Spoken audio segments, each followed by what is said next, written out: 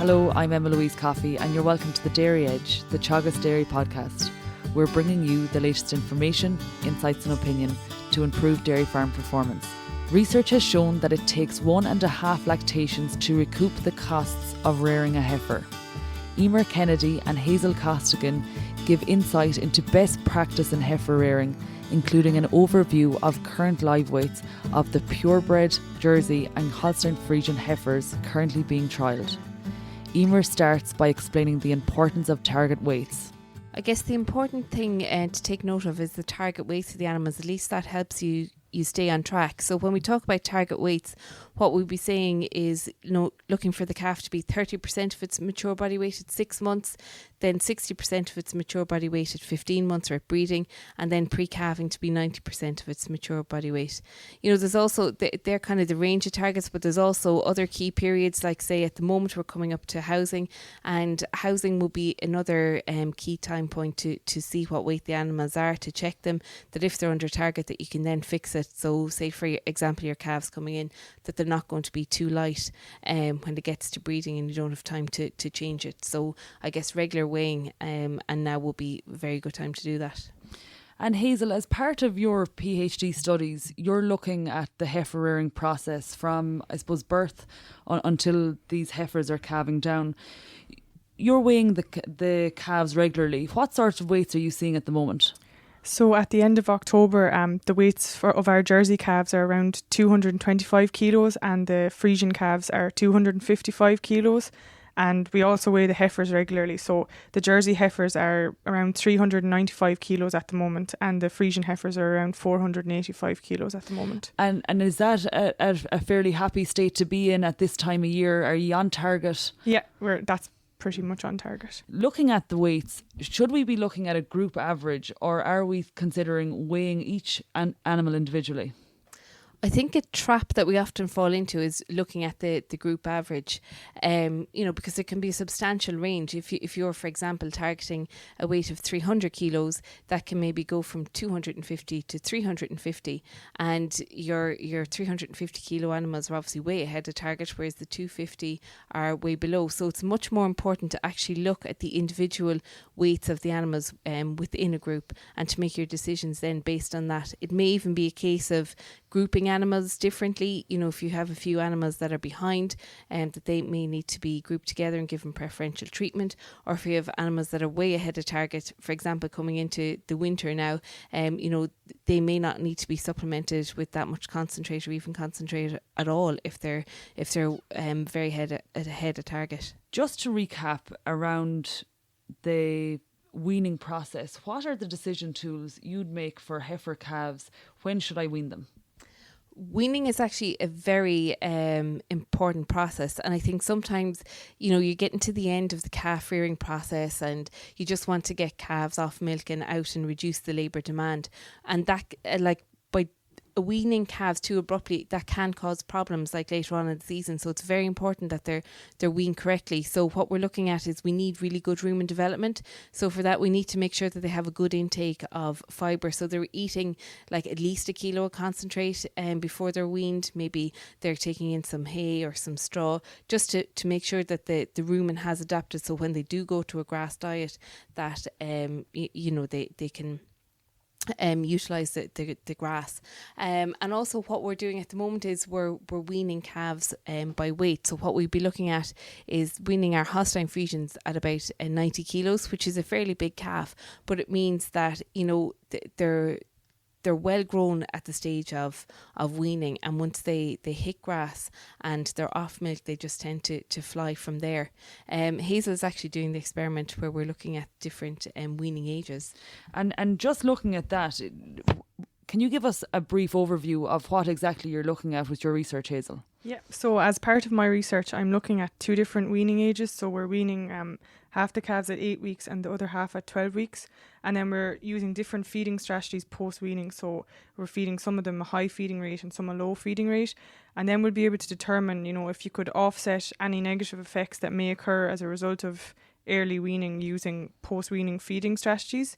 So I'm following these heifers from until they enter the milking herd. So not only will I be able to determine the effect of weaning age and post-weaning feeding on growth, We'll also be able to see if maybe it has longer term effects such as fertility performance and milk production. The calves from the first year experiment, they're only heifers at the moment, so they still haven't calved down, so we can't tell the longer term effects, but we didn't notice much of a weight difference. I think there was 6 kilo weight difference at 12 weeks between the 8 and the 12-week weaned calves, and that difference reduced. Then there was some compensatory growth during the second season at grass, so the difference wasn't that much. So we've no weight difference once we move, say, into the second year.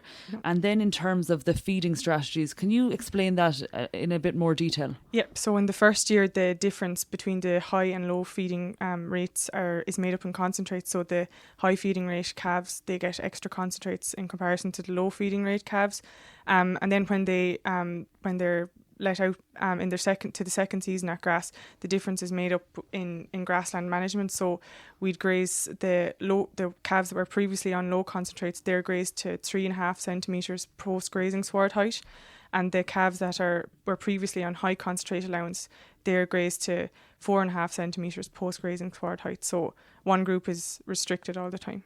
And in the first year, you were talking about the differences in concentrate feeding. Yep. So what levels of feeding are they getting, say, on a daily basis or cumulative? Yeah, well, last year now, obviously, it was an exceptional year in terms of weather. So for the majority of the time during the summer, the high feeding rate calves were getting 2.5 kilos of concentrates, which may seem a lot, but it was just because there was no grass there. And the low feeding rate calves were getting 1.5 kilos of concentrates. However, this year, obviously, it's a much better year. So the high feeding rate calves are getting 1.5 kilos, and the low feeding rate calves are just getting 0.5 kilo. And just on that, Emer, you know, when we talk about feeding calves at grass, is that a recommendation? Is it necessary, or is it just a strong cost into the system, you know, feeding concentrated with grass rather than grass only? I think a lot of it is going to be dictated by the weight of the calves, you know, and also the quality of the grass on your farm. If you have very high quality grass, you know, if you're a good grassland manager, the calves can do fine on grass. If you're highly stocked and you don't have enough grass to feed them, then you will need to put in a little bit of concentrate. The thing is that we're always focusing on those target weights, and kind of our management of the calves is dictated from that then. Emer, you mentioned variation, and you know, if we have an average weight across our heifers of 300 kilos, it can be plus or minus 50, which is, you know, fairly substantial. A lot of farmers are currently not weighing. Is there, you know, effects of not hitting the target guideline weights in terms of, if we firstly look at a heifer calving down too light, what are the implications there? Well, there's a few implications, and it actually goes back to breeding. So if you have a heifer that's below target weight at breeding, she's far less likely to be cycling. So obviously that's going to have knock-on consequences in that, you know, she's not going to go and calf as early. So there's going to be a delayed calving date. So then it's going to take her longer, obviously, to get back in calf because she's calving later that first year. But also what we've seen is that there's reduced milk solids yield for when that heifer calves down. So, you know, that's why we'd always be trying to target the actual target weight for those animals. Yeah. Equally, having animals ahead of target is also negative in that, like, yes, they might initially produce more, we say have a higher milk solids yield, but as time goes on, what we've found is that by the time they reach their third lactation, there's less than 50% of those animals actually remaining in the herd, because essentially they're so fast, they're losing a lot of weight. So, you know, their calving day keeps getting pushed out, and eventually, you know, they fall out of the herd. There's a thing talked about when heifers are over conditioned and laying down fat tissue in the udder. Is that something that you've seen as part of your research? We haven't really looked into that too much. There's kind of two schools of thought around that. So really we're just focusing on growing them. Say the more recent research that's coming out of the US will be looking at, say, the level of feeding the calves pre-weaning, that if you're feeding them a lot of milk in the pre-weaning period, that has resulted in some studies in in higher milk production when they actually reach the lactating herd.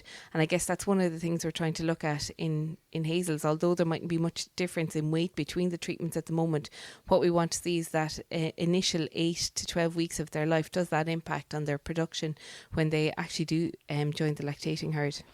And taking it a step further, you've alluded to it, when heifers are too light, they're not cycling and they'll calve down later. And we do see that some farms have heifers who calve down at 2 years of age. And if they're not calving down at 2 years of age, they're generally going another year before they calve down. What are the implications for calving at that stage where they're, much beyond the target? So I guess there's a couple of things. The main thing is if they're calving older, they generally tend to be very fat, in very heavy condition. So then once they calve down, they're in a state of negative energy balance. So the condition drops off them very fast, and they're a lot less likely to go back in calf. So generally what you find is that those animals, it's very hard to keep them in the herd. But also you have the additional cost, like you've the cost of keeping them for that extra period of time. And they're not producing, and like if you take it, it takes over 1.5 lactations to recoup the cost of rearing a heifer calving down at 24 months of age. So that's going to be pushed out again if the heifer is calving at an older age. And I guess as you say, with the negative energy balance, that pushes the calving interval potentially for the next lactation. So I suppose the target is to get them at their 60% body weight for breeding, and everything else should follow. Exactly, yeah. Where you've gotten those guidelines right. So just looking, based on what we've discussed here, Hazel, can you give farmers recommendations or some top tips to ensure that they achieve the optimal performance with the heifer rearing process? Yeah, so I think first, before you can hit your target weights, you first need to know the mature weight of your herd. So you can determine this from weighing a proportion of 3rd, 4th and 5th lactation cows in May or June when there's no effective pregnancy on the live weight. So then you'll know the mature weight of your herd, and you can use this then in order to meet targets. And anything to add, Emer? I guess if we look at the whole rearing process, like from the calves to the heifers calving down, like particularly with your calves, it's probably a good idea, if you can keep an eye on them, ideally weigh them, even if you can't weigh them or a proportion of them, to visually assess them. And any calves that seem to be falling behind or a little bit lighter, to regroup them by themselves, and maybe feed them preferentially, give them a little bit of extra concentrate, or give them the better quality grass, just to try and push their weight gains on that little bit. So you're trying to make this uniform group rather than a herd with a big range in weight.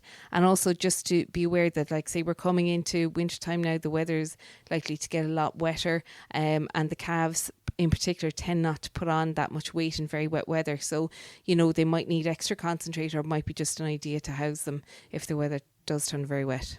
I think the tips are excellent, and a very valid point, Hazel. If you don't know the weight of your animals, your actual dairy herd, it's very hard to make a call on exactly where we need to be. And as you say, looking at the kind of mid-season, May, June time, and look at the mature cows. So we are looking at lactation 3 above. Thanks a million for the information, girls. Thank you. That's it for this week's episode of the Dairy Edge podcast. And my thanks to Emer Kennedy and Hazel Costigan for joining me on this week's show. Don't forget to rate, review and subscribe to the podcast. You can listen on Apple and Google Podcasts as well as Spotify. And for more information, go to the Teagasc website at teagasc.ie. I'm Emma-Louise Coffey, and join me next time for your Dairy Edge.